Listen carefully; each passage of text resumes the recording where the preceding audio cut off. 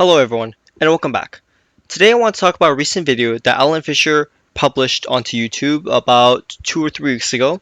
Again, sorry for the audio problems. I finally got my proper equipment that I should be using for recording, so there will be a massive difference between audio, and also the reason why there is a massive delay until being able to publish this video after all this Orange Line fiasco is now done and said. So, just as a summary, the past month, the Orange Line has been under extensive repairs, mainly tracks, because of what the MBTA has viewed as a necessary means of maintenance, and also a long and extensive period where such maintenance has been very minuscule, because of whatever internal issues it is that I can't really speak on because I don't know. First, what is happening on the Orange Line? To put simply, the MBTA has decided to close the Orange Line for extensive track repair. Chris Friend talked about it more extensively on his Twitter account. He describes how at the current rate, maintenance and track replacement crews were able to replace 39 feet of track per night. This type of plan without track replacement has been done up until the recent shutdown. The work at night was being done in a period that is during non-revenue hours. That would be about 1 a.m. to 5 a.m. when all trains were cleared from the system for the night. And crews would come in, set their equipment up, do their work, then pull their equipment out in time for revenue service. By doing overnight work, this would give crews about 60 to 90 minutes of time to do the work before having to pack up in time to clear the tracks for revenue service, according to Steve Potak in the recent meeting that occurred in relation to the publication of this video. During the shutdown, it said that about 900 feet of track was replaced in a period of 2 days, or about 450 feet of track per day. In that 2-day period, right, that's about 23 overnight shifts if you did at a rate of 39 feet per overnight track replacement period. That's based off of Chris Friend's calculations, and I also did the calculation as well. It's just 900 feet divided by 39 feet, and you get about 23.07. And based off of the video that Chris Friend also sourced, it's on the Twitter, which I also will link at the bottom of the description here. Steve Potak says that the MBTA is able to have continuous work being done at a rate of 22 hours per day. So out of a 24-hour day, 22 hours are being used to replace the track. And in the 2 days, he says that 900 feet of track were replaced between Downtown Crossing and State Street. So that's 44 hours in the 2-day time span, right?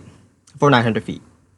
Now, when you compare that to the 39 feet done in about 1 to 1.5 hours, you start to get kind of annoyed, kind of infuriated. The 900 feet done in a 44-hour work period span, right, averages about 20.45 feet replaced per hour. If you did 39 feet within an hour, that's 39 feet per hour. And 39 feet in 1.5 hours, 26 feet per hour. So how does having continuous work, right, without any disruptions, without having to pull equipment in, pull it back out because of revenue service, how is that slower? How are you able to do less work in an hour when compared to when you're forced to, come in, set up, do the work, pull out, before the trains have to start running? How? Even on those slow days, when you're spending 90 minutes to do the 39 feet of track, that's still faster. You're getting like 6 to almost 20 feet of extra work done by doing it overnight. Now, Chris, right? He's on the board for Transit Matters and he's part of the labs. Definitely check him out. He has some good stuff he posts about. And I recommend following him and anyone else from Transit Matters. Like, they do some really nice stuff. So then why the shutdown? Why put all of this effort to close the line, set up this disastrous, unannounced, and infrequent system, when the work can be done overnight? As he explains, shuttle service frequency is about 30 minutes, which is an extra 10 minutes more than even a bad day on the Orange Line, compounded by the additional time spent in traffic rather than the underground right-of-way that the Orange Line trains get. And on top of that, these bus companies are getting paid and they're getting contracted to provide bus service during this time, but these are luxury buses. Sure, they look nice, but they're tall, heavier, and they are not ADA friendly, especially when compared to the standard MBTA bus rolling stock. Miles on Transit has a video as well on the shuttles, and he knows more about it, so go see what he has to say on how bad those shuttles were. And so Miles on Transit, he has more on the issue. He actually rode the buses and he actually went through the process of trying to figure out how to ride them. I have returned to Boston only recently, so I haven't had the need, the time to set aside to actually experience how to ride the shuttle buses. I have seen them around. I went to my sister's doctor appointment. I saw them at Back Bay, and I saw them near Copley as well. But I myself have not ridden them. I myself have not experienced those yet. Even in the Chinatown area, I mainly just need to take Silver Line and Red Line or Green Line. What about this Big Dig? What about Alan Fisher, right? I did mention it is about Alan Fisher. And so Alan does go to great lengths on the subject already. So if you want to know more about the Big Dig, go ahead and check him out. This is more about orientating on some other stuff that I feel like he could have also added on, but also something I want to add on my own comment because I think this is important to local issues and to my own life. So, what did MassDOT or any of us Bostonians gain from the Big Dig? Well, to put simply, we have more traffic. We have I-93, Atlantic Avenue, and Stowe Drive, which are all packed with traffic by 4 p.m. of the afternoon. And yes, there is one really good thing about the Big Dig, which is that it put the highways away from the city. It still goes through the city, yes, I understand, but like it's not going through like the city core, which is the main point and the main problem. And by saying it underground, it also heavily relieved the whole problem of having multiple interchanges within like an area that is meant to be high speed. Something that Strongtowns does bring up a lot as well is the problem how there's no separation of streets and roads. So by having the Big Dig, it has allowed for that separation between the streets of the city and the roads that are the highway, places that are meant to be fast and supposed to be fast, because of traffic. It's not really that fast, but it's much better than how it was prior to the Big Dig. And the only reason why we have all the problems is, well, for one, the T has billions of dollars of debt that MassDOT handed over to them in exchange for having that Silver Line section. One thing that I wish Alan did mention was the Silver Line section. And so the Silver Line, it has a special right of way which is underground, very similar to a subway system, but instead it's articulated buses, and it's technically a trolley BRT because underground it uses the catenary wire very similar to a trolley bus.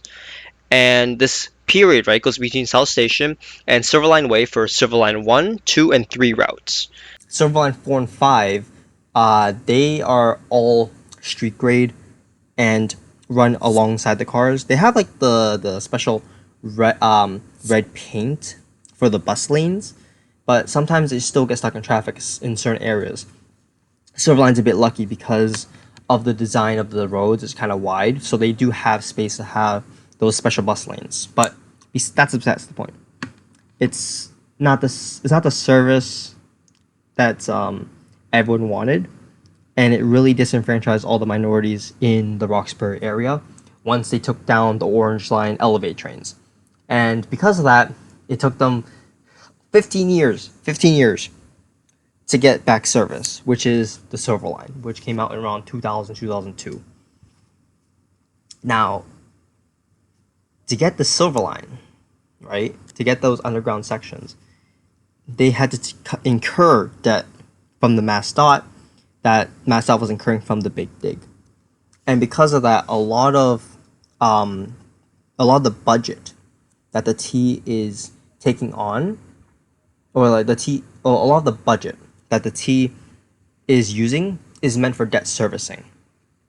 And instead of using that money for debt servicing, they could be using it for better wages, buying more buses, or not taking money out from the operating budget to put into the capital investment budget.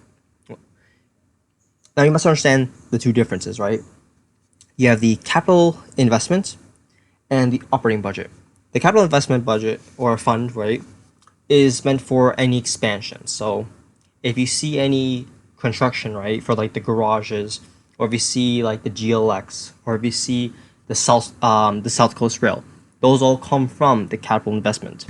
And recently, the T pulled out 500 million, 600, almost 600 million, right? Between the two numbers, depends on who you're asking. From the operating budget. This is by the MBTA. This is by the T's board of directors to be put into the capital investment. And this is also a time where, we have a lot of inflation problems going on in the area. Recently, though, the bus drivers were given a raise, I think 2020 or 2021, where they finally made the settlement. So now they're making around 21, I think 21 something an hour, which is good, but the problem is that they're only working 30 hours. Working at $21 an hour for 30 hours, 52 hours a week, right, is not a livable wage in Boston. That's $32,760 based off of one person. They can't live in this city. They can probably live in one of the suburbs, but it's not a good pay. That's minimum wage at that point.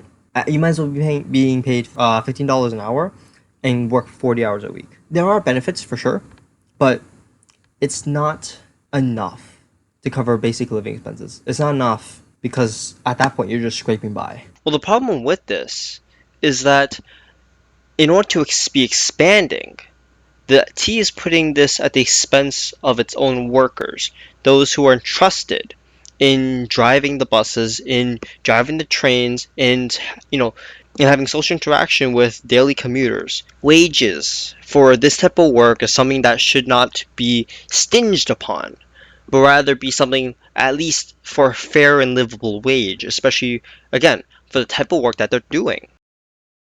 Why did we spend it on the big dig? We could have done something, you know, more beneficial to the people of Boston and any commuter coming out from Boston into the city, or even trying to get through the city to other suburbs on the north side or from the north side to the south side, right? Well, here's the thing. There's a section, right, if you guys don't know, between South Station and North Station. South Station is the terminal station for the Northeast Regional, Acela, and several commuter rail lines. North Station is for the Downeaster, which is also Amtrak service, and other commuter rail services. As of now, there is not a single direct route from South Station to North Station. In order to get there, you have to have a transfer. Now, depending on where you are, that transfer can be semi-easy to being, oh, I hope I don't miss my train. Hope I'm not late. Now, if you want to take a train trip from New York City to Portland, Maine, right, then you have to face this section of the MBTA because it goes into South Station. You can take the Northeast Regional or Acela from New York City to South Station in Boston. But from there, and if you want to go to Portland, Maine, you have to transfer over to North Station to reach the Downeaster. And in order to do so, right, you can either walk and take the 4 bus, Route 4 bus.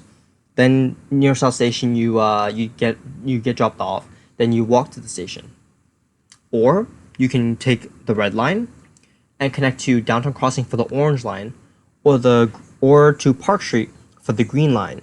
Or you can connect to the Red Line and transfer from the Red Line to the Orange Line at Downtown Crossing or the Green Line at Park Street, both of which will take you to North Station. Oh wait, both of them are closed because of track replacement and maintenance. Not only is the Orange Line closed, but the north side of the Green Line is also closed. Haymarket to Union Square is closed. Haymarket to Tufts Medical Center is also closed. That Tufts GLX thing, it got delayed again. Can you imagine? Another delay. So that means when people are commuting from North Station, they'll be forced to use one of the shuttles, whether it's the Green Line shuttle or the Orange Line shuttle in order to reach Government Center for the Green Line, or to take the shuttle buses and go around the standard Orange Line route.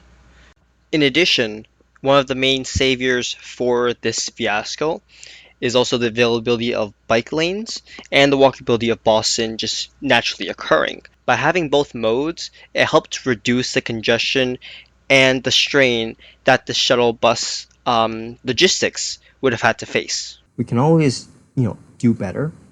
Yes, it's bearable and it's annoying, but if you can make that connection, right, between North and South Station, it would make things much easier for literally everyone. There's a vast economic and societal benefit that everyone will experience. Doesn't matter if you drive a car, doesn't matter if you bike, doesn't matter if you ride the train. Everyone literally will benefit from this. Now, the only thing though is that there will be a short-term, difficulty, short-term inconvenience, because that's just a necessity. Now, the North and South Station connection, the price tag is about $20 billion. It's a lot, I understand, but when compared to the Big Dig and the effects of the Big Dig was not worth it. But this is going to be worth it. Although I have a lot of opposition to the effects and the choices made for the Big Dig, it has allowed for a very special opportunity. Now, there's a section in Boston called the Atlantic Avenue, and Atlantic Avenue is a four-lane boulevard with a greenery divider section between the two opposing lanes. This is probably the best area where a cut and cover proposition could be made in order to connect between South Station and North Station. In doing so, you'll be able to connect the Acela, the Downeaster, Northeast Regional, all the commuter rail lines. This way, there's a more direct route to connect North Station and South Station rather than the out-of-way area from the rail yards of Boston Landing and Allston to go through Cambridge and then only to loop around to get into North Station.